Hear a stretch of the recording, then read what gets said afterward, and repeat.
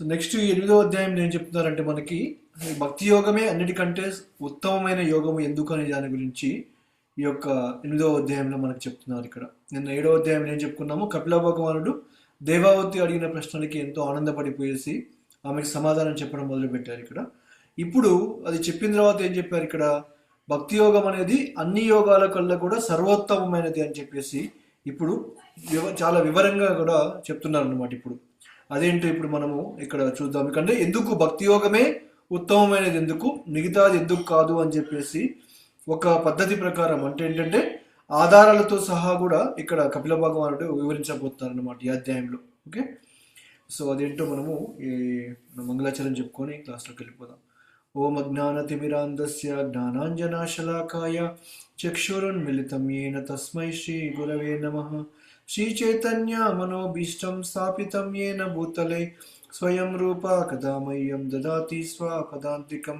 వందేహం శ్రీగురో శ్రీయుతాపదకమలం శ్రీగురున్ వైష్ణవాంశ శ్రీరూపాం సాగ్రజాతాం సహగణా రఘునాథాన్వితం తం సజీవం సాద్వైతం సావధూతం పరిజన సహితం కృష్ణ చైతన్య దేవం శ్రీరాధాకృష్ణ పాదాన్ సహగణా లలిత శ్రీ విశాఖాన్వితం హే కృష్ణ కరుణా సింధు దీనబంధో జగత్పతే గోపేశ గోపికా కాంత రాధాకాంత నమోస్తుతే.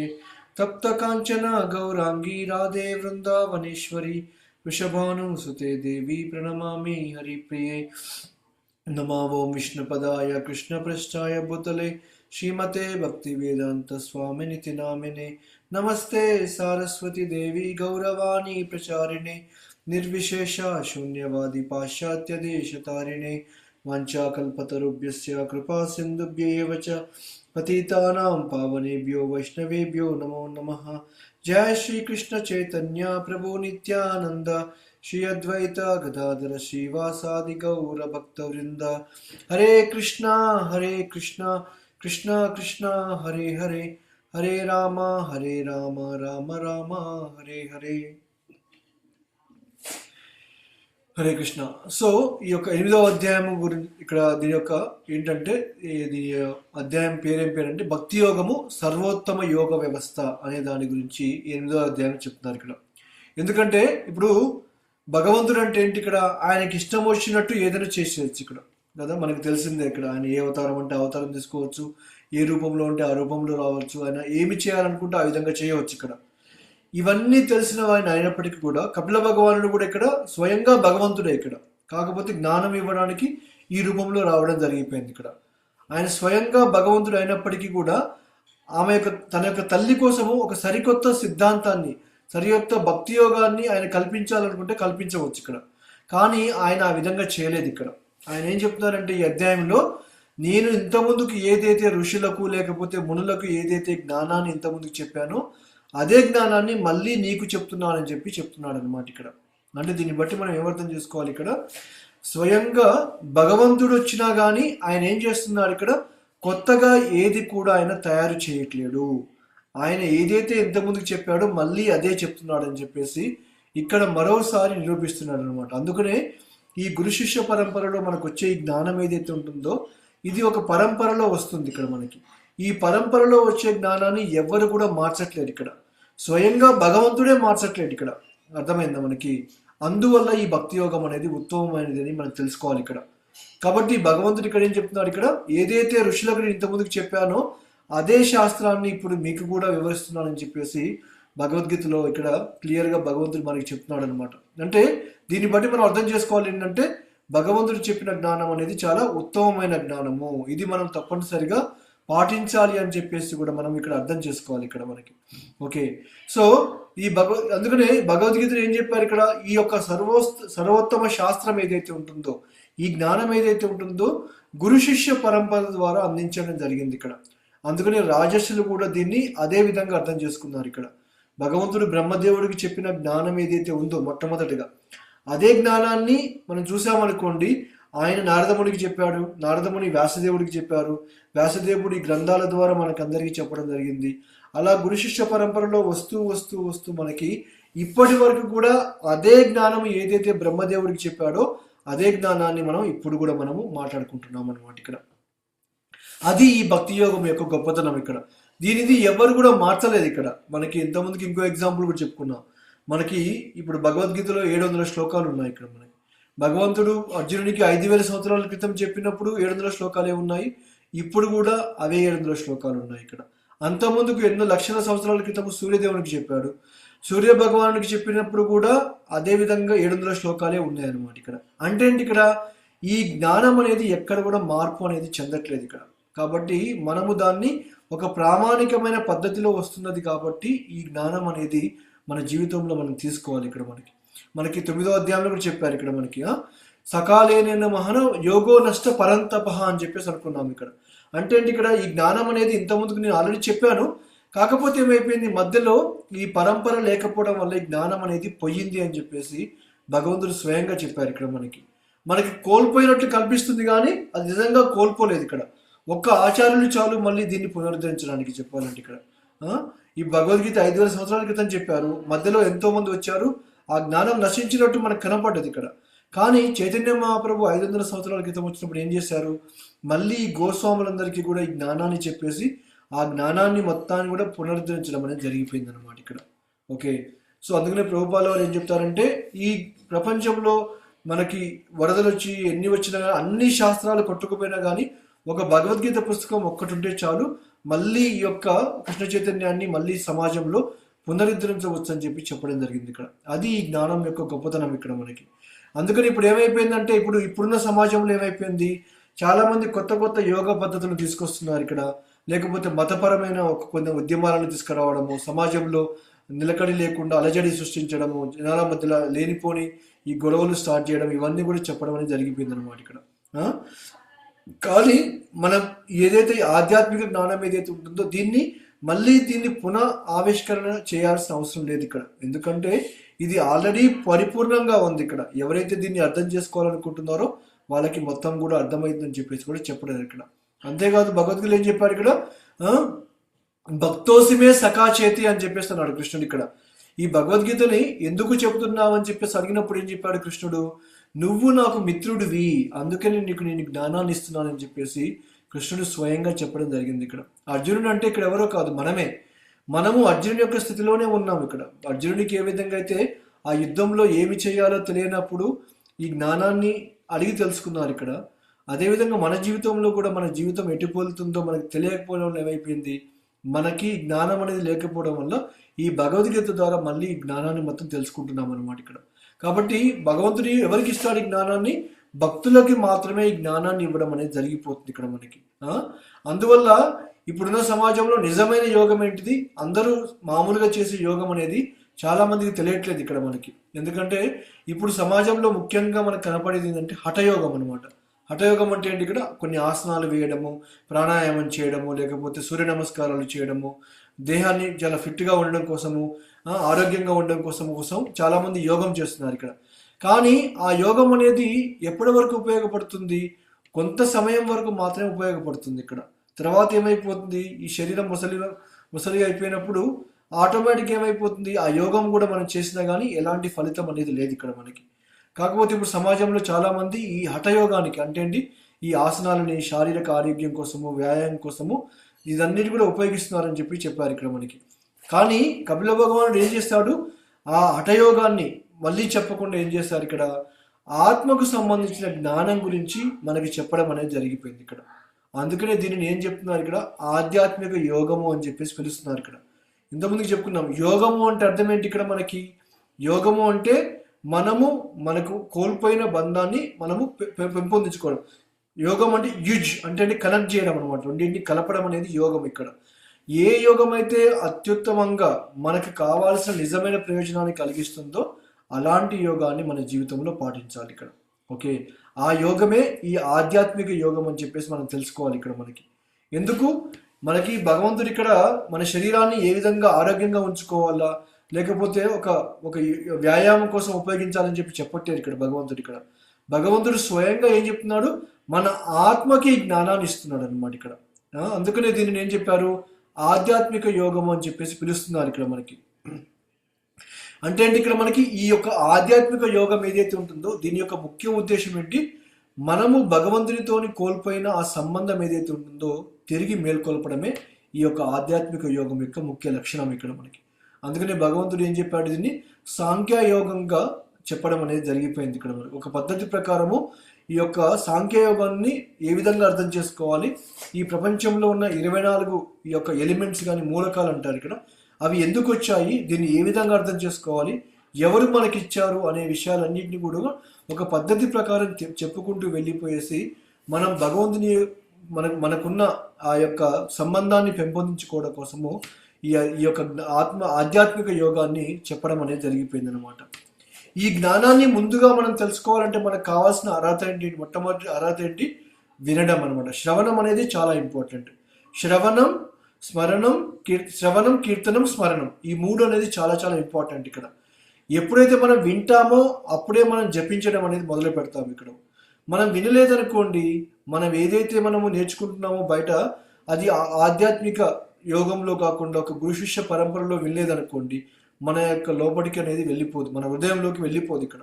దానికి ఎగ్జాంపుల్ ఏంటంటే, చిన్నప్పటి నుంచి మనం భక్తి చేసుకుంటూ వస్తున్నాం ఇక్కడ, కానీ ఎక్కడ కూడా మనకి ఆ అనుభూతి అనేది ఎక్కడ కూడా మనం పొందలేదు. భగవంతునితోని ఆ ప్రేమపూర్వకమైన సంబంధాన్ని పెంపొందించుకోవడము, భక్తియుత సేవ చేయడము, మన జీవితాన్ని భగవంతునికి సమర్పించడం అనేది మనకి ఎక్కడ కూడా మన నేర్చుకోలేకపోయాము ఇక్కడ.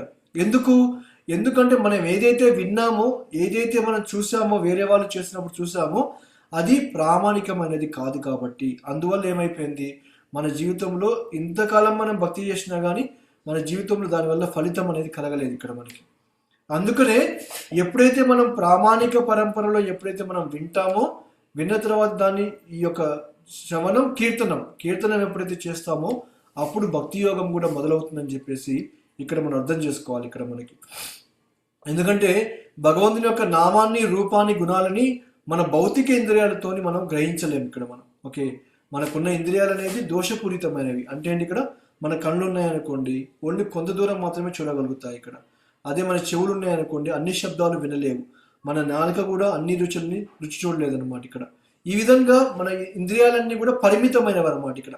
మనలాంటి భౌతికమైన ఇంద్రియాలతోటి భగవంతుని యొక్క గొప్పతనాన్ని ఏ విధంగా అర్థం చేసుకుంటాం చెప్పండి, అది సాధ్యమయ్యే విషయం కాదు ఇక్కడ. అందుకని ఇక్కడ ఏం చెప్పారు, ఇక్కడ మనకి మన భౌతిక ఇంద్రియాలని ఆధ్యాత్మికంగా ఎప్పుడైతే ఉపయోగిస్తామో అవి కూడా ఆధ్యాత్మికతం అయిపోతాయి ఇక్కడ. దానికి ఎగ్జాంపుల్ ఏంటి, ఇప్పుడు మనము డబ్బులు సంపాదిస్తున్నాం. ఇప్పుడు ఆ సంపాదించే డబ్బుల్ని మనము మన కోసం కాకుండా భగవంతుని కోసం ఉపయోగించినప్పుడు ఏమైపోతుంది, ఆ ధనము కాస్త ఆధ్యాత్మికంగా మారిపోతుంది అనమాట. ఏదైనా సరే మనకు భగవంతుని ఇప్పుడు మనం వాడే ఫోన్లు కానీ, లేకపోతే ఇప్పుడు జూమ్ కాల్లో జాయిన్ అయ్యే అందరూ కూడా మన ఫోన్లు చాలామంది చాలా విధాలుగా వాడుతారు ఇక్కడ. కొంతమంది యూట్యూబ్లు, కొంతమంది నెట్ఫ్లిక్స్లు, లేకపోతే ఇంకోటో చూడడానికి ఫోన్లు వాడతారు ఇక్కడ. కానీ మనం ఏం చేస్తున్నాము, అదే భౌతికమైన ఒక వస్తువుని భగవంతుని సేవలో వినియోగించేసి ఏం చేస్తున్నాము, ఆ వస్తువును కూడా ఆధ్యాత్మికంగా మార్చేస్తున్నాం అనమాట. అది భక్తి యోగం యొక్క గొప్పతనం ఇక్కడ మనకి. కాబట్టి మనకి భౌతికంగా ఉన్న విషయాలన్నింటినీ కూడా భగవంతుని సేవలో ఎప్పుడైతే వినియోగిస్తామో అవన్నీ కూడా ఆధ్యాత్మికంగా అయ్యే అవకాశం అనేది కలుగుతుంది ఇక్కడ. కాబట్టి అందుకనే మన ఆధ్యాత్మిక జీవితం మొట్టమొదటిగా మొదలు కావాలంటే ఏం చేయాలి, తప్పనిసరిగా శ్రవణం అనేది చాలా చాలా ఇంపార్టెంట్. వినడంతోనే ఆధ్యాత్మిక జీవితం అనేది మొదలవుతుంది ఇక్కడ. తర్వాత కీర్తనం అన్నమాట ఇక్కడ. ఎప్పుడైతే వింటామో అప్పుడు దీని గురించి జపం అనేది చేయడం అనేది స్టార్ట్ చేస్తాం ఇక్కడ మనకి. కాబట్టి అందుకనే భగవంతుడు ఏం చెప్పాడు ఇక్కడ భగవద్గీతలో మనకి, మీ మనస్సుని మీ ఆధీనంలో పెట్టుకోవడం చాలా కష్టం ఇక్కడ. చంచలం హి మనః కృష్ణ ప్రమాతి బలవద్రుడం తస్యాహం నిగ్రహం అన్ని వాయోరివాస దుష్కరం అని చెప్పేసి అర్జునుడు అడిగాడు ఇక్కడ. కృష్ణ, నా యొక్క మనస్సు అనేది చంచలంగా ఉంది, దాన్ని ఒక అదుపులో లేకుండా అయిపోయింది, ఏ విధంగా నేను దాన్ని నిగ్రహించుకోవాలని చెప్పేసి అర్జునుడు కృష్ణుడిని అడగడం జరిగిపోయింది ఇక్కడ. దాని కృష్ణుడు ఏం చెప్పాడు ఇక్కడ మనకి, అభ్యాసానేది కౌంతేయ అన్నాడు ఇక్కడ. అంటే ఇక్కడ అభ్యాసం చేస్తే ఆ మనస్సు అనేది నా పైన లగ్నం చేయగలుగుతాం అని చెప్పేసి భగవంతుడు చెప్పడం కూడా జరిగిపోయింది అనమాట ఇక్కడ. ఓకేనా. సో కాబట్టి మన్మనాభవ మద్భక్తో మధ్యాజీమాం నమస్కురు మామేవేష సత్యంతే ప్రతిజానే ప్రియోస్మి అన్నారు ఇక్కడ. భగవంతుడు 4 రకాలుగా భగవంతుడిని ఆయన గుర్తుపెట్టుకోమని చెప్పాడు ఇక్కడ. మన్మన అంటే నా గురించి మననం చేసుకోమని చెప్పేసి అన్నాడు. మద్భక్తో నాకు భక్తుడిగా కమ్మని చెప్పేసి అన్నాడు ఇక్కడ. ఇవన్నీ ఏంటి ఇక్కడ మనకి, భగవంతుని గురించి ఏ విధంగా తెలుసుకోవాలి, ఆయనలో ప్రేమ ఏ విధంగా పెంచుకోవాలి అంటే ఈ మన్మనావో మద్భక్తో మధ్యాజీవం నమస్కురు, నాకు పూజలు చెయ్యి, లేకపోతే నాకు నమస్కారం చెయ్యి. ఈ 4 గనక చేసినట్లయితే నన్ను పూర్తిగా తెలుసుకోవచ్చు అని చెప్పేసి భగవంతుడు స్వయంగా చెప్పారు ఇక్కడ మనకి. కొంతమంది ఏమైపోతుంది, వాళ్ళ మనస్సుని భగవంతుని మీద కేంద్రీకరించలేరు. ఓకే, నువ్వు కేంద్రీకరించలేకపోతున్నావా, అట్లీస్ట్ నాకు భక్తుడుగా కమ్మని చెప్పేసి 2వ ఆప్షన్ ఇచ్చాడు ఇక్కడ.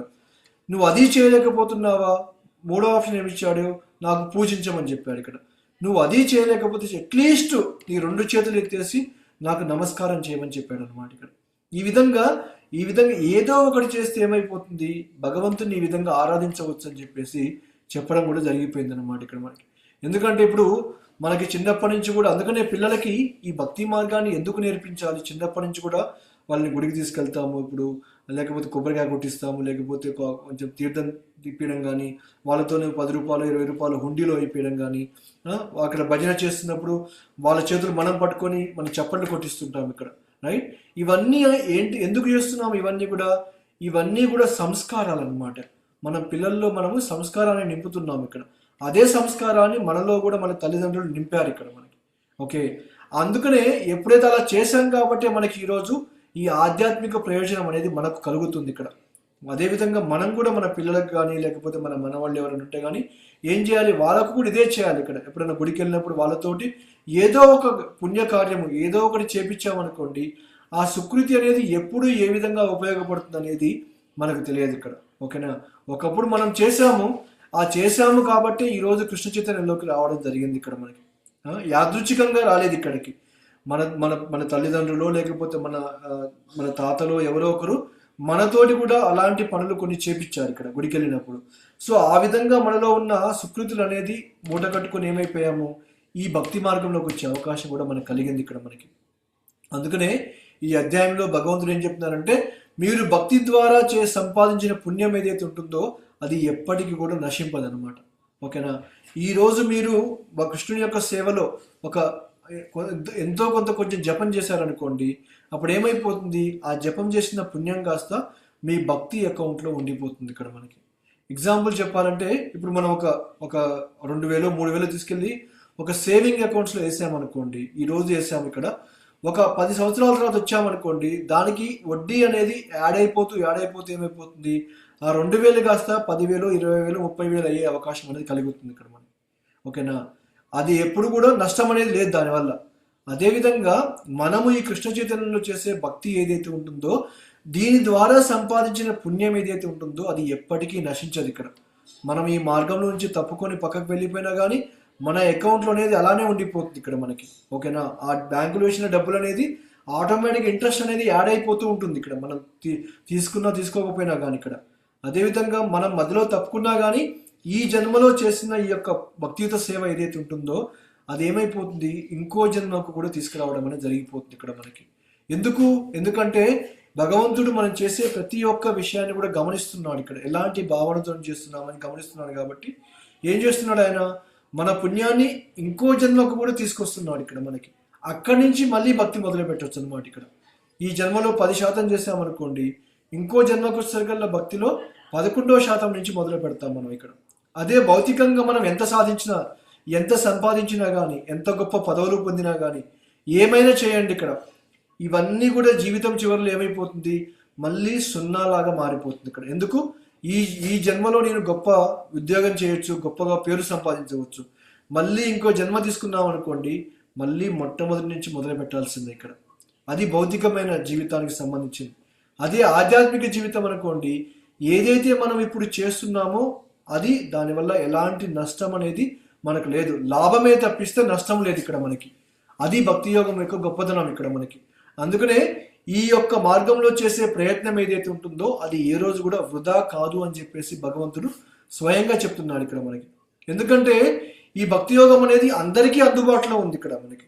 ఎవరు కూడా భగవంతుడు ఈ భక్తి అనేది ఓన్లీ ధనవంతులకు మాత్రమే, లేకపోతే ఓన్లీ బ్రాహ్మణులకు మాత్రమే, ఓన్లీ ఒక వైశ్యులకు మాత్రమే అని చెప్పి ఎక్కడ భగవంతుడు చెప్పలేదు ఇక్కడ. ఈ భక్తి యోగం అనేది అందరికీ అందుబాటులో ఉంది ఇక్కడ మనకి. పుట్టుకతోని సంబంధం లేకుండా భక్తి యోగాన్ని ఎవరైనా ఆచరించవచ్చు ఇక్కడ మనకి. మృగారి అడవిలో జంతువుల్ని చంపేస్తూ జీవించేవాడు ఇక్కడ. అలాంటి వ్యక్తి గొప్ప సాధువుగా మారిపోయేసి భక్తుడిగా మారిపోవడం జరిగిపోయింది ఇక్కడ. ఎందుకు? భక్తుల సాంగత్యంలోకి రావడం వల్ల. ఈ రత్నాకరుడు ఆయన కూడా ఒక వేటగాడు. అతను అన్ని వదిలిపెట్టేసి ఒక వాల్మీకి మునిలాగా మారిపోయేసి రామాయణాన్ని రచించడం జరిగిపోయింది ఇక్కడ. అంటే చూడండి, ఇక్కడ మీరు ఈ యొక్క భక్తి అనేది అందరికీ అందుబాటులో ఉంది. ఇక్కడ శబరి, ఆ అడవిలో ఉన్న శబరికి అందుబాటులో ఉంది, జటాయువుకు అందుబాటులో ఉంది, వానరులైన అందరికీ కూడా రామాయణంలో అందరికీ అందుబాటులో ఉంది ఇక్కడ. కాబట్టి ఈ భక్తి అనేది గుహుడు, ఆ కోయజాతిలో జన్మించిన గుహుడికి కూడా ఈ భక్తి అనేది రావడం జరిగిపోయింది ఇక్కడ. కాబట్టి భక్తి యోగానికి ఎలాంటి సంబంధం లేదు, మనకి అర్హత అవసరం లేదన్నమాట. ఇక్కడ ఎక్కడ పుట్టాము ఎక్కడ పెరిగాము అనేది సంబంధం లేదు. ఇక్కడ ఎవరైనా సరే ఈ భక్తి యోగాన్ని ఆచరించవచ్చు అని చెప్పేసి కూడా ఇక్కడ ఈ అధ్యాయంలో మనకి చెప్తున్నారు ఇక్కడ మనకి ఇక్కడ. ఓకేనా? కాకపోతే మనకు కావాల్సింది నిజాయితీతో కూడిన భక్తి ద్వారా ఏమైపోతాము, మనం ఉన్నత స్థాయికి చేరుకోగలుగుతామని చెప్పేసి కూడా అంటున్నారు ఇక్కడ మనకి. ఒకవేళ గొప్ప ఉన్నతమైన కుటుంబంలో జన్మించిన వాడైనా సరే ఈ భక్తి యోగాన్ని కనుక చేపట్టకపోతే ఏమైపోతాడు, వాడు పతనం చెందిపోతాడు అన్నమాట. ఇక్కడ బెంగాల్లో ఒక సామెత కూడా చెప్పారు ప్రభుపాల వారు. ఏంటంటే ఒక వ్యక్తి వడ్రంగి ఎవరైతే ఉంటున్నారో అతను కనుక కృష్ణ చైతన్యం తీసుకున్నాడు అనుకోండి, అతను ఏమైపోతాడు, అక్కడ నిమ్న జాతిలో జన్మించినా కానీ అతను గొప్ప భక్తుడిగా మారిపోయేసి తన జీవితాన్ని ఉద్ధరించుకోవచ్చు ఇక్కడ. అలా కాకుండా ఒక వ్యక్తి బ్రాహ్మణ కుటుంబంలో జన్మించినా కానీ కృష్ణ చైతన్యం భక్తిలో కనుక రాకపోతే, ఈ మార్గంలోకి రాకపోతే ఏమైపోతాడు, అతను మళ్ళీ పతనము చెందేసి నిమ్న జాతికి వెళ్ళిపోయే అవకాశం కూడా కలిగిపోతుందని చెప్పేసి క్లియర్గా చెప్పారన్నమాట ఇక్కడ మనకి. ఓకేనా? కాబట్టి మనం అర్థం చేసుకోవాల్సింది ఏంటంటే ఈ భక్తి ద్వారా మనము వినయపూర్వకమైన జన్మ ఎవరైతే ఉంటున్నారో ఈ శరణాగతి ద్వారా ఏమైపోతాం, మనము ఆ పరమ గమ్యాన్ని మనం చేరుకుంటాం అన్నమాట. పరమ గమ్యం ఏంటిది? ఆ భగవంతుని యొక్క ధామాన్ని పొందడము, ఈ ముక్తి పొందడం అనేది మనం సాధించగలుగుతాం అన్నమాట ఇక్కడ. ఓకే, కాబట్టి ఈ యొక్క శ్రీమద్ భాగవతం ఇదే చెప్పడం జరిగింది. ఎన్నో రకాలమైన జాతులు, వర్గాలు, ప్రజలు ఎంతో మంది కూడా ఈ యొక్క భగవంతుని యొక్క జ్ఞానాన్ని కూడా తీసుకోవడం కూడా జరిగిపోయింది అనమాట. అత శ్రీకృష్ణ నామాది నా భవేద్ గ్రహ్యం ఇంద్రియై సేవోన్ముఖోహి జివ్వాదో స్వయమేవ స్ఫురత్యద అని చెప్పేసి చెప్పడం జరిగింది ఇక్కడ. అంటే ఇక్కడ మనకి మన భౌతికమైన ఇంద్రియాలతో మనం చేయలేము ఇక్కడ. కాకపోతే ఎప్పుడైతే మన సేవాభావంతో ఎప్పుడైతే మనం భక్తి చేసుకుంటూ వెళ్ళిపోతామో అప్పుడు భగవంతుని యొక్క ఆ అనుభూతిని మనం పొందవచ్చు అని చెప్పేసి కూడా చెప్పడం కూడా జరిగిపోయింది అనమాట ఇక్కడ మనకి. ఓకేనా? సో ఇది చాలా చాలా ఇంపార్టెంట్ ఇక్కడ మనకి ఇక్కడ.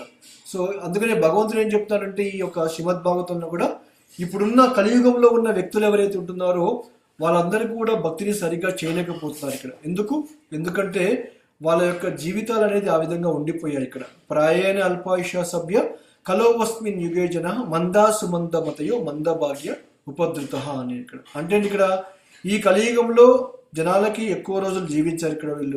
వీళ్ళు ఎప్పుడు కూడా గొడవలు పెట్టుకునే వాళ్ళు ఇక్కడ, మందబుద్ధి కల వాళ్ళు ఇక్కడ మనకు. అంతేకాదు ఎప్పుడు కూడా బద్ధకంతో ఉంటారు. కాబట్టి ఇలాంటి వాళ్ళకి ఈ భక్తి యోగమును తీసుకోవడం అనేది అంత సులభం కాదు ఇక్కడ. కానీ భగవంతుడు ఏం చేస్తున్నాడు, చాలా కృపామయుడు కాబట్టి అయినా సరే అలాంటి వాళ్ళని ఉద్ధరించడం కోసము ఇక్కడికి వచ్చేసి ఏం చేస్తున్నారు ఇక్కడ మనకి ఈ జ్ఞానాన్ని మొత్తం కూడా ఇవ్వడం అనేది స్టార్ట్ చేశారు ఇక్కడ మనకి ఇక్కడ.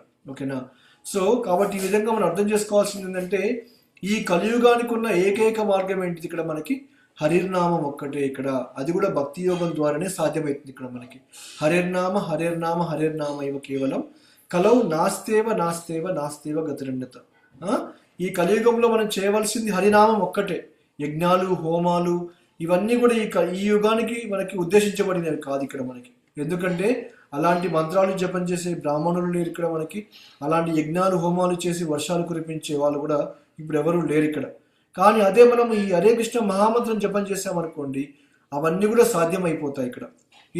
ఇది ప్రత్యక్షంగా మన హైదరాబాద్లోనే ఇది సాధ్యమైంది ఇక్కడ. ఎందుకంటే ప్రభుపాల వారు అప్పుడు 60s 70s హైదరాబాద్ యాబిట్స్ టెంపుల్కి వచ్చారనమాట. అప్పుడు మొత్తం కూడా కరువు అనేది మొత్తం ఆంధ్రప్రదేశ్ అంతా కూడా కరువుతో నిండిపోయింది అనమాట ఇక్కడ. అప్పుడు ప్రభుపాల వారు తన శిష్యులతోని కలిసి ఈ యొక్క మహామంత్రాన్ని కీర్తన చేయడం స్టార్ట్ చేశారు ఇక్కడ. ఎప్పుడైతే వీళ్ళు కీర్తన చేయడం మొదలు పెట్టారో కంటిన్యూస్గా ఒక వారం రోజులు వర్షాలు ఫుల్గా పడిపోయినాయి అనమాట ఇక్కడ. దాన్ని బట్టి అందరికీ అర్థమైపోయింది ఇక్కడ కృష్ణ చైతన్యం యొక్క గొప్పతనం అందరికీ అర్థమైపోయింది అనమాట ఇక్కడ. ఇంకా అంటే దీని అర్థం ఏంటి, ఇక్కడ ఈ యొక్క మంత్రానికి చాలా మహిమ అనేది ఉంది ఇక్కడ. కానీ దాన్ని ఆ నమ్మకంతో జపం చేయట్లేదు ఇక్కడ. అది ప్రాబ్లం ఇక్కడ మనకి. ఇది నేను చెప్పడం కాదు, ఇది నిజంగా మన న్యూస్లలో కూడా ఉందన్నమాట ఇక్కడ. పేపర్లో కూడా రాశారు అప్పుడు మొత్తం అంతా కూడా. అప్పటి వరకు ఎన్నో యజ్ఞాలు, హోమాలు అన్నీ చేశారు. దేనివల్ల కూడా వర్షాలు పడలేదు ఇక్కడ. కానీ ప్రభుపాల అనే శిష్యులతో వచ్చేసి ఎప్పుడైతే కీర్తన చేయడం స్టార్ట్ చేశారో మొత్తం వర్షాలన్నీ కూడా పడిపోవడం జరిగిపోయింది అనమాట ఇక్కడ. అది మహామంత్రం యొక్క గొప్పదనం ఇక్కడ. మనం ఎప్పుడైతే ఆ యొక్క భావనతోటి ఎస్ ఈ మంత్రం చేస్తే చాలా లాభం కలుగుతుంది, ఉపయోగం కలుగుతుంది అని చెప్పి మనం ఎప్పుడైతే అర్థం చేసుకుంటామో అప్పుడు దీని యొక్క ప్రయోజనం అనేది మనం చూడగలుగుతాం ఇక్కడ.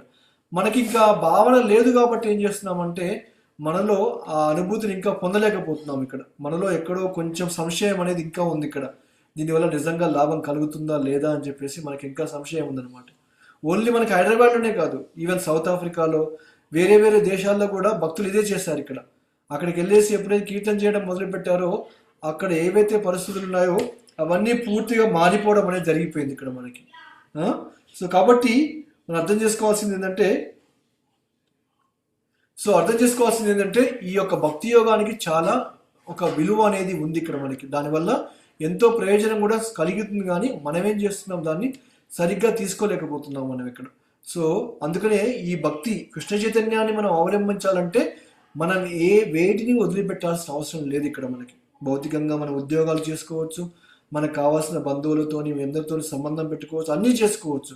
మన వర్ణాశ్రమ ధర్మం ప్రకారము మనము అంటే కొంతమంది ఏమంటారు భక్తిలోకి వచ్చేస్తే వైరాగ్యం తీసుకొని కుటుంబాన్ని వదిలిపెట్టి వెళ్ళిపోతారనే ఒక భావన అనేది సమాజంలో ఉండిపోయింది ఇక్కడ. కానీ ఇప్పుడు ఎవరు కూడా అది చేయట్లేదు ఇక్కడ. ఎవరు వాళ్ళ కుటుంబాన్ని చూసుకుంటున్నారు ఇక్కడ, వాళ్ళ పిల్లల్ని పెంచుకుంటున్నారు, ఉద్యోగాలు చేసుకుంటున్నారు ఇక్కడ, భక్తి కూడా చేసుకుంటున్నారు ఇక్కడ. కాబట్టి ఈ కృష్ణ చైతన్యానికి ఈ యొక్క మనం చేసే వృత్తి ఏవైతే ఉంటుందో వాటికి ఎలాంటి సంబంధం లేదు, వాటిని విడిచిపెట్టాల్సిన అవసరం అనేది లేదు ఈ భక్తి యోగం గురించి. అది ఈ భక్తి యోగం యొక్క గొప్పదనం ఇక్కడ మనకి. మనం ఎందుకు చేస్తున్నాము భక్తి యోగం ఇక్కడ?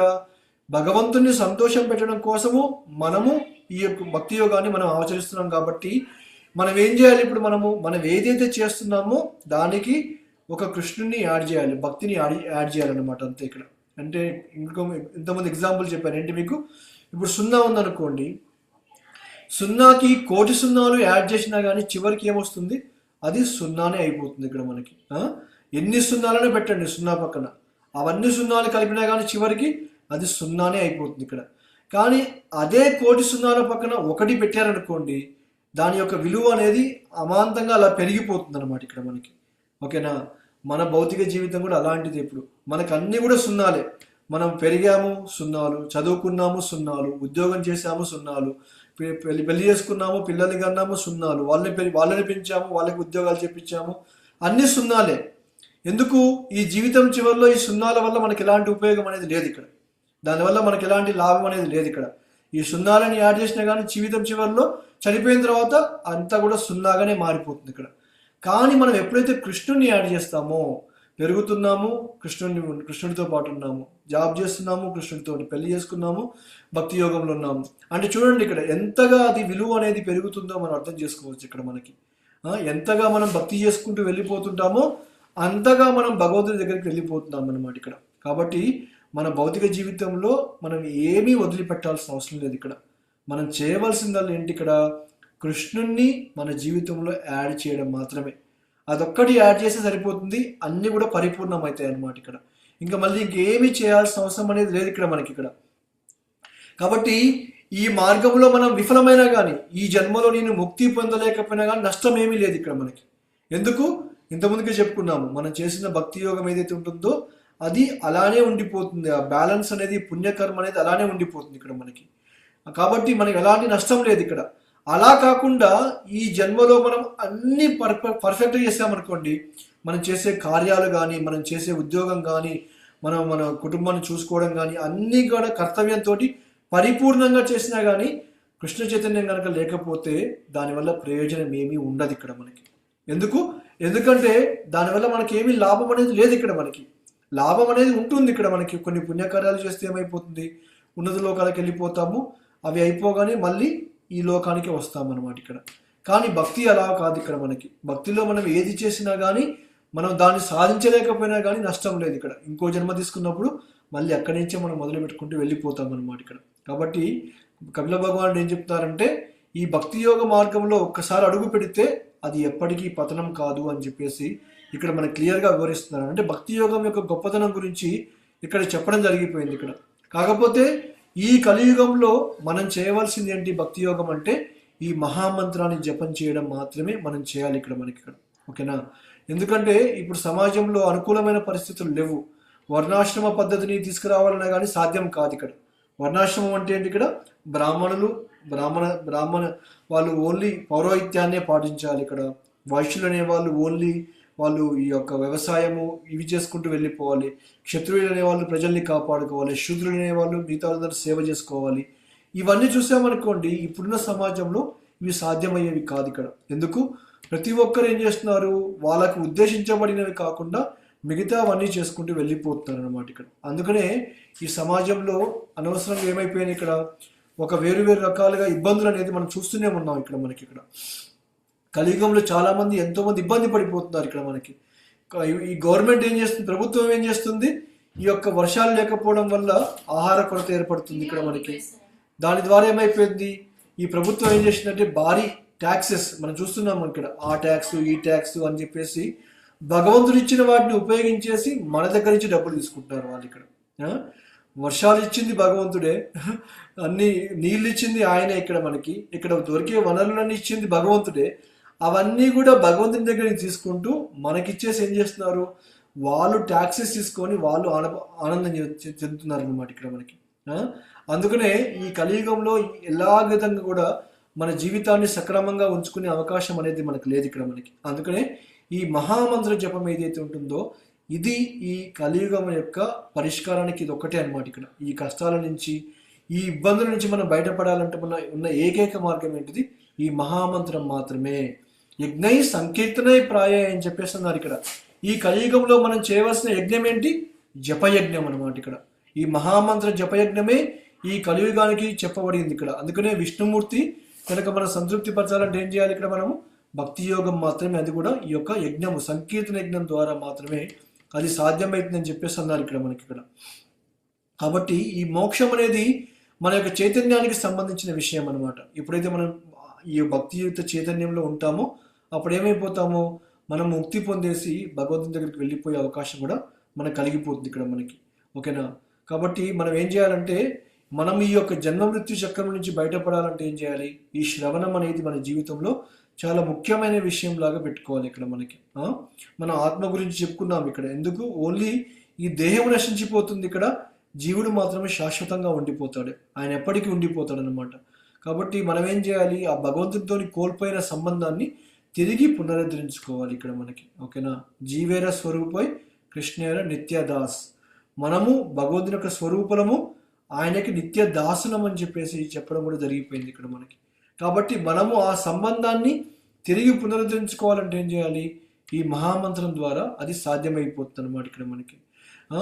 ఈ యొక్క మనమే కాదు, బ్రహ్మదేవుడు కూడా ఈ యొక్క జన్మ మృత్యు చక్రాల ద్వారా వెళ్ళిపోవాల్సిందే. మనల్ని సృష్టించిన బ్రహ్మదేవుడు కూడా ఆయన కూడా మరణం అనేది సంభవిస్తుంది ఆయన కూడా ఇక్కడ మనకి. కాబట్టి ఇది దీర్ఘాయుషు అనేది ఇక్కడ మనకి ఎప్పటికీ ఉండిపోయేది కాదు ఇక్కడ. ఏదో ఒక రోజు మనం కూడా నశించవలసిందే ఇక్కడ మనకి.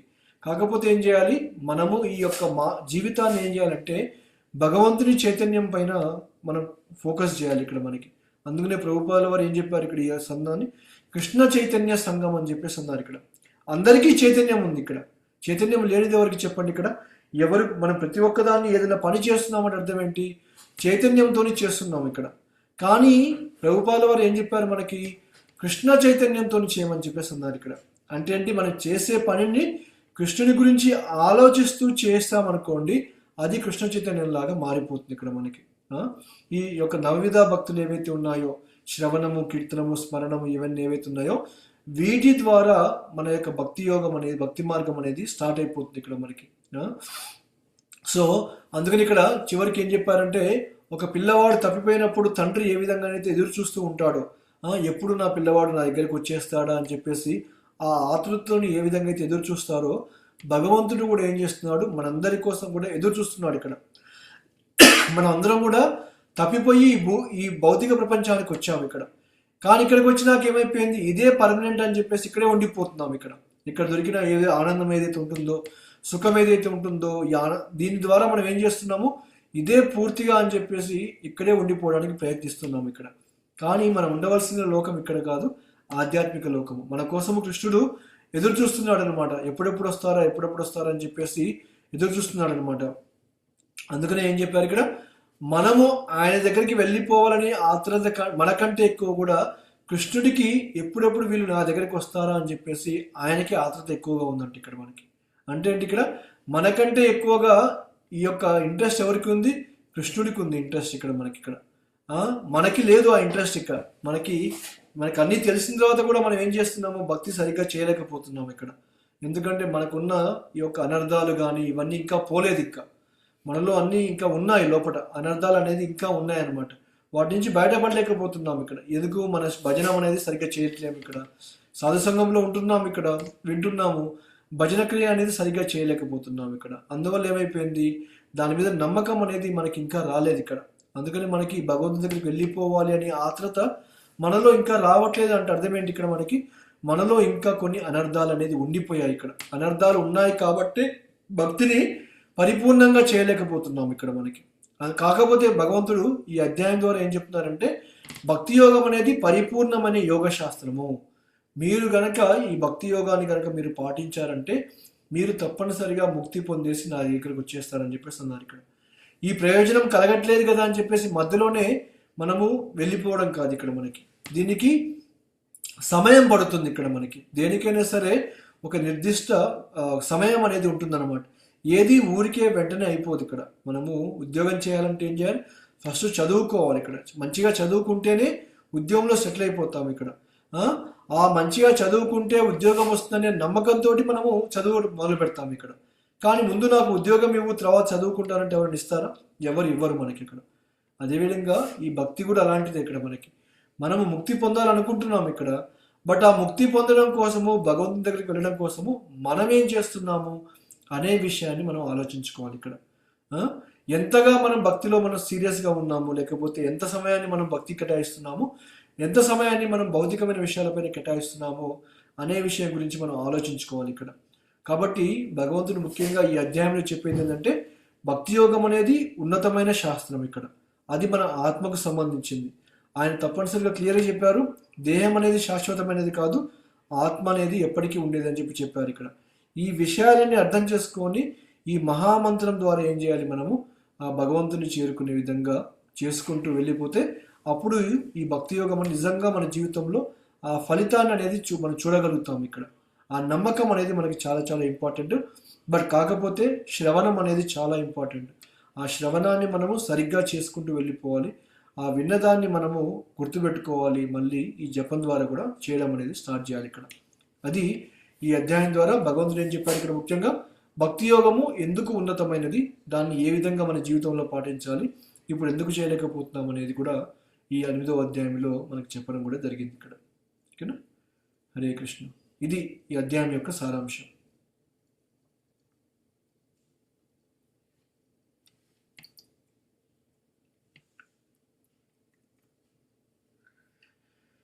ఓకేనా? ఎవరికైనా ప్రశ్నలు ఉన్నాయేమన్నా?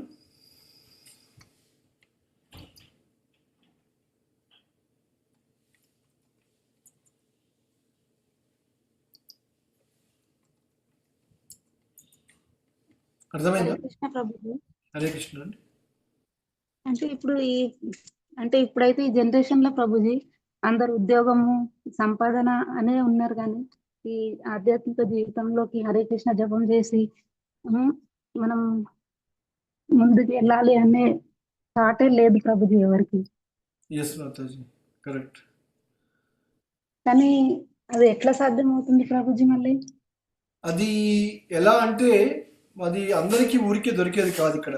అందరూ ఊరికే వచ్చేయడం కాదు ఈ మార్గంలోకి.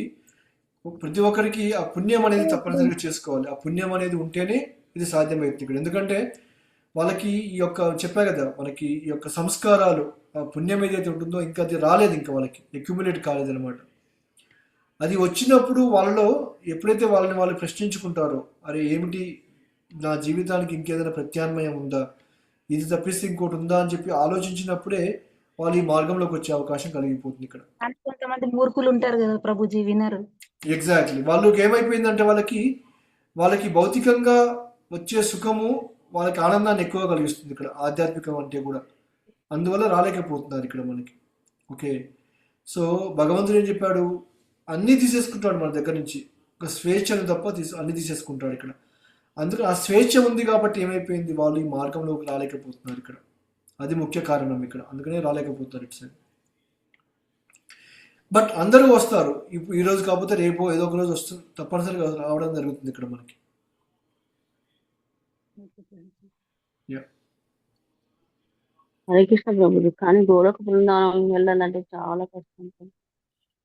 ఎస్, కష్టము. ప్రభుపాల వారు ఏమి ఇది చాలా సులభం అని చెప్పారు ఇక్కడ మనకి. అంటే అంటే మీరు గమనించారనుకోండి, ఇప్పుడు చాలా సింపుల్ బట్ నాట్ ఈజీ అని చెప్పేసి అన్నారు ప్రభుపాల వారు. ఈ భక్తి మార్గం అనేది చాలా సింపుల్ బట్ నాట్ ఈజీ అంటే అర్థం తెలుసా మీకు? హరే కృష్ణ మంత్రం ద్వారా మనం వెళ్ళడం ఈజీ అంటున్నారా? సింపుల్ ఎందుకు సింపుల్? ఎందుకంటే ఈరోజు మనము జపం చేస్తున్నాము హరే కృష్ణ మహామంత్రాన్ని. రేపు ఏం చేస్తాము? రేపు కూడా అదే మంత్రాన్ని జపం చేస్తాము. ఎల్లుండి అదే మంత్రాన్ని చేస్తాము. ఇంకో సంవత్సరం తర్వాత కూడా అదే మంత్రాన్ని చేస్తాము. ఈ మహామంత్రాన్ని జపం చేయడం అనేది చాలా సులభమే, చాలా సింపుల్. బట్ అంత ఈజీ కాదనమాట. మనం ఈ చేసే మంత్రాన్ని ఎంతగా మనం ఫోకస్తో చేస్తున్నామో అది ఈజీ కాదనమాట ఇక్కడ మనకి. ఎవరైతే ఈ యొక్క విషయాన్ని అర్థం చేసుకుంటారో అలాంటి వాళ్ళకి ఇది ఈజీ అయిపోతుంది అనమాట ఇక్కడ. ఓకే, మనము అది మన దగ్గరే ఉంది ఇప్పుడు మనకి. భగవంతుడు అన్నీ మనకి ఇచ్చేస్తాడు ఇక్కడ. అది జపం ద్వారా కూడా మార్చుకోవచ్చా ప్రభుజీ మనుషులని? జపం ఒక్కటే, జపమే మనము అందరినీ మార్చేది ఇక్కడ మనకి. మిగతా ఏవి కాదు. మన అలవాట్లు, ఈ నియమాలు ఇవన్నీ తర్వాత వస్తాయి మనకి. జపం ఎప్పుడైతే సరిగ్గా మనం చేస్తుంటామో దానివల్ల అందరూ మారిపోయే అవకాశం కలుగుతుంది ఇక్కడ. ఆ మహామంత్రానికి అంత పవర్ ఉంది. చెప్పా కదా, నేను ఎంతమందికి ఎగ్జాంపుల్ కూడా చెప్పాను. వర్షాలు రాకపోతే, కరువు వచ్చినప్పుడు కూడా ఈ మహామంత్రం ద్వారా వర్షాలు కురిపించడం జరిగింది ఇక్కడ. అంత మహిమ ఈ మహామంత్రానికి ఉంది ఇక్కడ. అందుకనే ప్రభుపాల వారు ఏమన్నా, ఒక్క మహామంత్రం కనుక సరిగ్గా చేసినట్లయితే మనము ముక్తి పొంది వెళ్ళిపోతామని చెప్పేసి అన్నారు ఇక్కడ. ఒక్క మహామంత్రం అంటే ఇంటికి అర్థం, మనము ఆ ఒక్క మహామంత్రాన్ని కూడా మనము పరిపూర్ణంగా చేయలేకపోతున్నామని అర్థం ఇక్కడ. మహామంత్రం యొక్క మహిమ అది.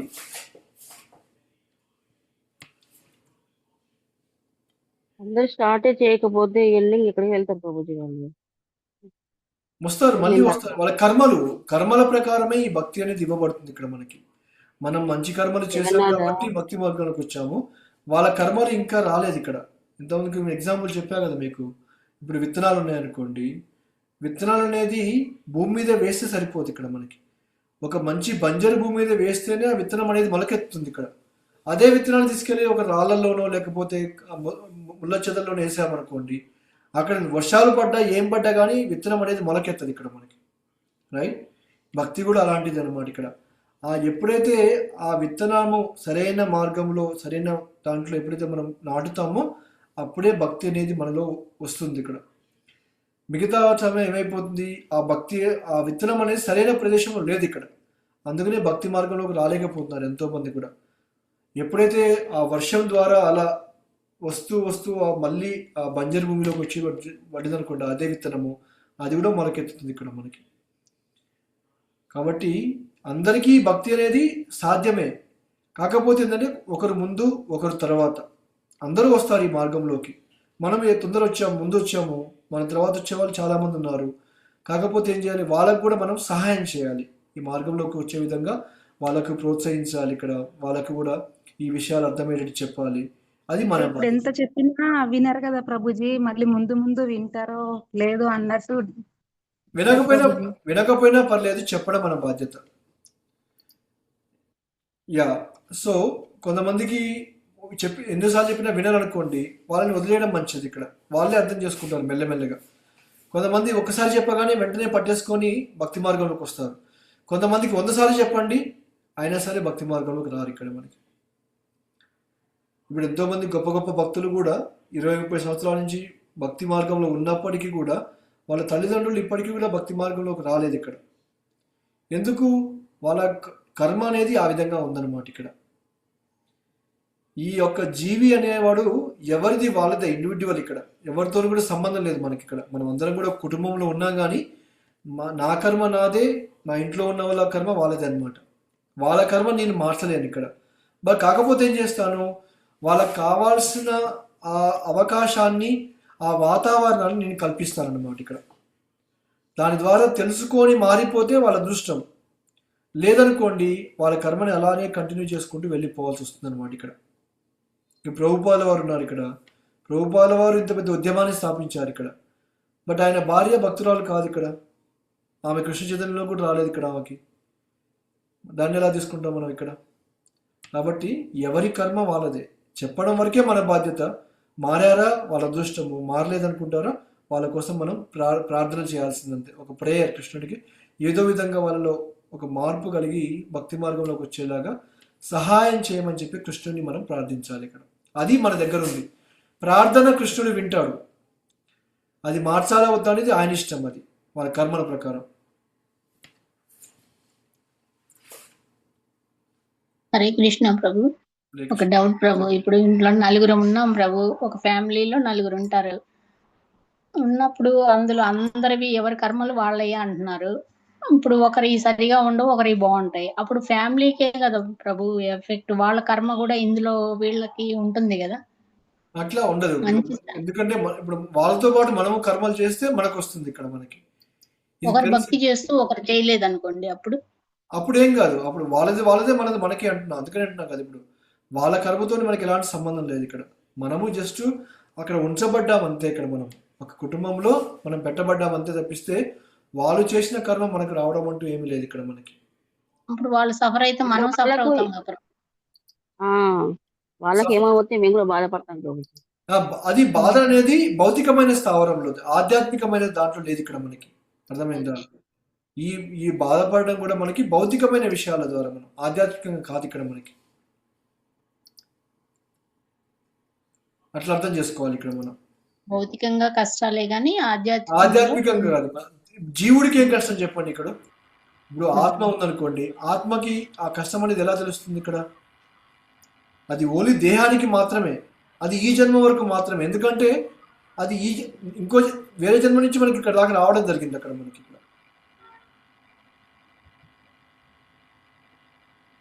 హరే కృష్ణ ప్రభు. వైస్ వర్సా ఉండొచ్చు కదా. జ్యోతిమాత అడిగిన దానికి కరెక్టే అది. ఎందుకంటే ఒక ఫ్యామిలీలో ఒకరు సఫర్ అవుతుందంటే మిగిలిన వాళ్ళు కూడా ఆటోమేటిక్గా ఎంతో కొంత ప్రభావం అయితే పడుతుంది డెఫినెట్ గా. కాకపోతే ఏంటంటే ఇప్పుడు మనం చేసేటటువంటి సంకీర్తనం అనండి, భగవంతుని యొక్క ప్రేమ కానీ భక్తి చేసుకున్నాం అనుకోండి, ఈ ప్రభావం కూడా అతని మీద కూడా పడవచ్చు కదా, ఎవరైతే అనుభవిస్తున్నారో. సో అది కూడా ఉంటుంది అనమాట. రెండు ఉంటాయి అన్నమాట కూడా. వాళ్ళ కష్టాలు.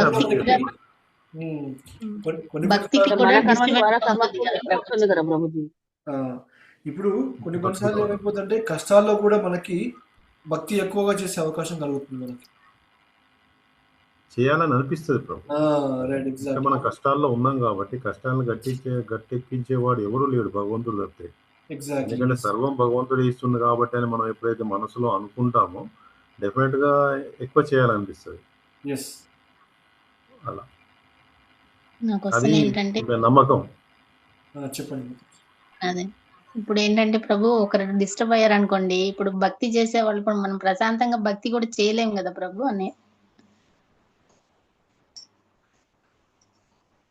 ప్రశాంతంగా భక్తి చేయలేమంటే అర్థమైంది మొత్తం మీరు అడిగింది. అంటే మీరేమంటారు? ఇప్పుడు నేను భక్తి చేసుకుంటున్నాను, ఫ్యామిలీలో కష్టాలు ఉన్నాం ప్రభు, ఒకరి ఇంట్లో డిస్టర్బెన్సే వచ్చింది, ఇప్పుడు నేను భక్తి చేసుకుంటున్నా సరే ఆ డిస్టర్బెన్స్ లో నేను భక్తి పూర్తిగా చేయలేము కదా అన్నట్టు. కరెక్ట్. ఎస్. పరిస్థితులు అనేది అందరికీ ఉంటాయి అందుబాటులో. అది మీరే కాదు, ఇక్కడ అందరు కూడా అలాంటి పరిస్థితుల్లో చాలా మంది ఉంటారు ఇక్కడ. మీరు ఒక్కరే కాదు ఇక్కడ.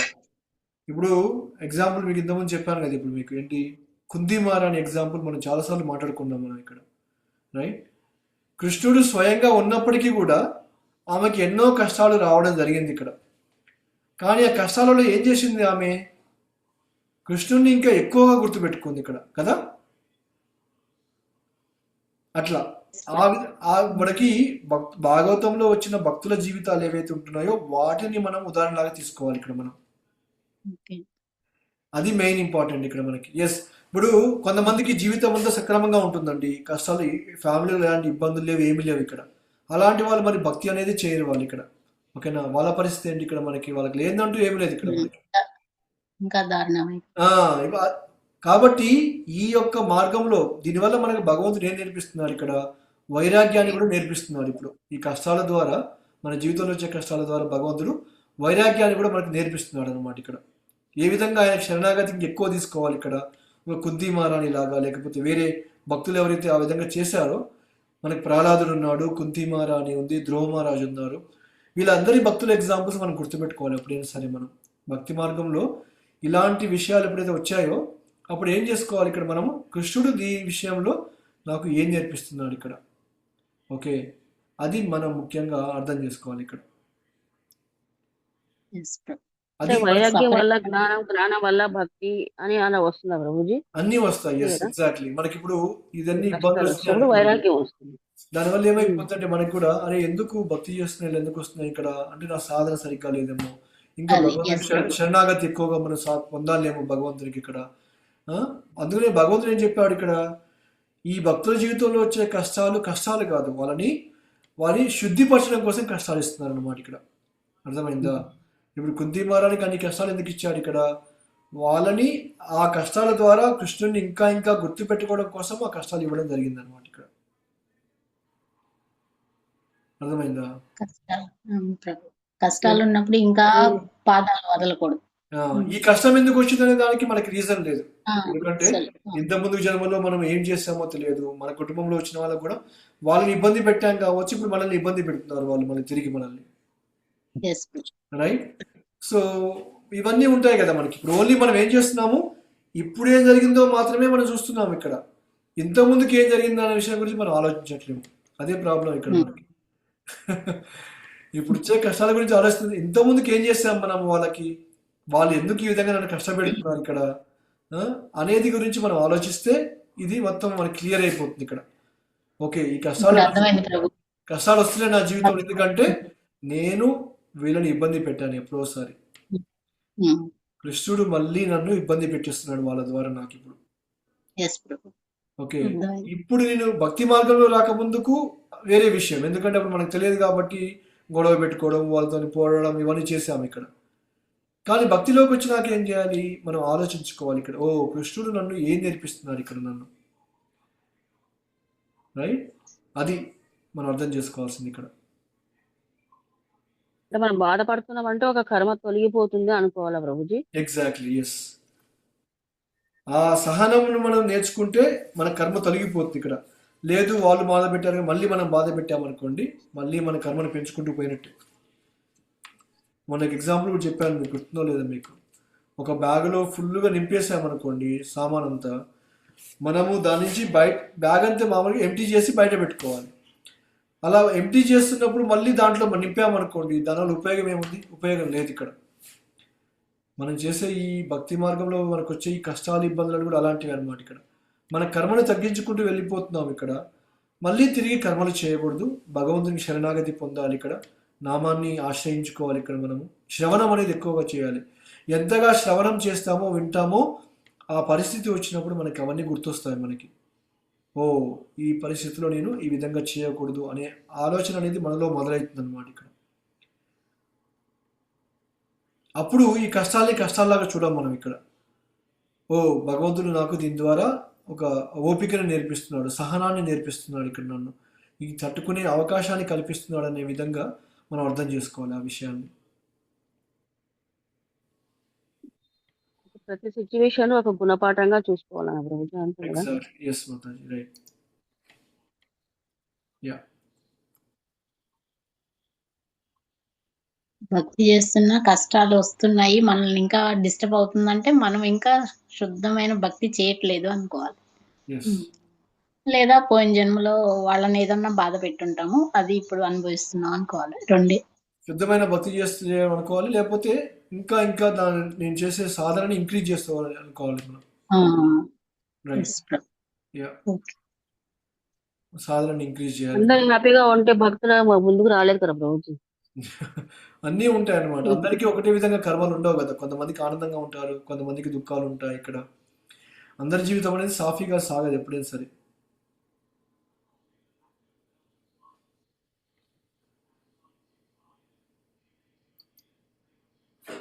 నేనైతే జగన్నాథ్ ని టోకెన్స్ కలెక్ట్ చేస్తున్నా ప్రభుజీ. Yeah, yeah. పక్కన ఆమెకి టోకెన్ అడిగితే ఏమంటుంది, ఇట్లా డొనేషన్ ఇవ్వాలంటే మీ ఇస్తాను వాళ్ళే ఇస్తారు కదా, వేరే వాళ్ళు ఎందుకు ఇస్తారంట మీరు? ఎవరైనా ఇవ్వచ్చమ్మా, భక్తులు ఎవరంటే మేము భక్తులు కాదంటున్నాము. డైలీ టెంపుల్కి వెళ్తే మేము భక్తులు కాదంటున్నాం బాబుజీ. డొనేషన్ కోసం అసలు జగన్నాథుడే అంత మనకి ఇస్తాడు, ఒక 1000 రూపీస్ 500 ఇవ్వడానికి మేము భక్తులే కాదంటుంది. చెప్పండి ఇంకేం చెప్పాలి మనకి? వాళ్ళకి తెలియదు కదా మాతాజీ, మనము వాళ్ళ తప్పు కూడా ఏం లేదు ఇక్కడ. వాళ్ళ అజ్ఞానంలో ఉన్నారు ఇక్కడ మనకి. ఓకేనా? అజ్ఞానంలో ఉన్నారు కాబట్టి వాళ్ళకి ఏం అర్థం కావట్లేదు ఇక్కడ. యా. డబ్బులు ఉన్నా ఇచ్చే మనసు కూడా ఉండాలి ప్రభు. అడగడం వరకే మన బాధ్యత మాతాజీ. వాళ్ళు ఇచ్చారా ఇవ్వలేదు అనేది అది వాళ్ళ ఇష్టం. అది మనం చేసే ప్రయత్నం మనం చేసాం ఇక్కడ, రైట్? ఇప్పుడు ఈ ప్రచారం అనేది అందరికీ చెప్తున్నాం ఇక్కడ.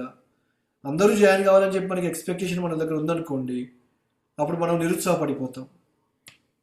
ఓకే, ఆ ఎక్స్పెక్టేషన్ ఉండకూడదు. భక్తిలో ఎప్పుడైనా సరే ఆ ఎక్స్పెక్టేషన్ అనేది ఉండకూడదు అనమాట మనకి. అది ఉందంటే మనము నిరుత్సాహపడిపోతాం ఇక్కడ. ఫలితం వచ్చినా రాకపోయినా కానీ నేను చేసే ప్రయత్నం నేను చేస్తున్నాను, భగవంతుని కోసం అడగాలి కాబట్టి అడుగుతున్నాను ఇక్కడ. వాళ్ళు ఇచ్చారు, లేకపోతే పర్లేదు అనే భావనతో ఉండాలన్నమాట ఇక్కడ మనకి. అర్థమైందా? అది ప్రభుజీ, మా ప్రభు కూడా అది మన దాని ద్వారా మనం అఫెన్సెస్ చేసుకోవద్దు. వాళ్ళు ఇవ్వలేదు కదా అని చెప్పి వాళ్ళ గురించి తప్పుగా మాట్లాడడము, అది మనం అదే మన ధర్మం ఆన్ చేయాలి. మనం అడిగేది అడగాలి. ఎగ్జాక్ట్లీ. కానీ జగన్నాథుడు తక్కువేముంది అని చాలా ఉంది, కానీ మనం సేవ చేసి మనం పరిశుద్ధులు కావడానికి మనం అడగాలి డొనేషన్లు అని చెప్తారు ప్రభుజీ. అది అలా మనం అడిగినప్పుడల్లా వాళ్ళు ఇచ్చినట్టయితే అందరూ డబ్బులు ఇచ్చేవాళ్ళు, పుస్తకాలు అందరు తీసుకునేవాళ్ళు ఇక్కడ. కానీ అది సాధ్యం కాదు ఇక్కడ. మన ప్రయత్నం మనం చేయాలి ప్రభుజీ. హరే కృష్ణ. ఇంకేమైనా ఉన్నాయా ప్రశ్న ఎవరికన్నా?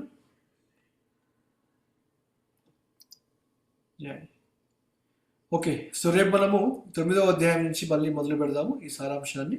ఇంకా 9, 10, 11, 12 ఇంకా 5 అధ్యాయాలు ఉన్నాయి మనకి. 5 అధ్యాయాలు సారాంశం అయిపోయినాక 14వ అధ్యాయం నుంచి మనం డీటెయిల్గా చర్చించుకుందాం. ఓకేనా? హరే కృష్ణ. హరే కృష్ణ కృష్ణ కృష్ణ హరే హరే, హరే రామ రామ రామ హరే హరే. శీల ప్రభుపాద కీ జై, అనంత కోటి వైష్ణవ వృంద కీ జై. ఓం తత్సత్. హరే కృష్ణ. ప్రభుజీ. శ్రీకృష్ణ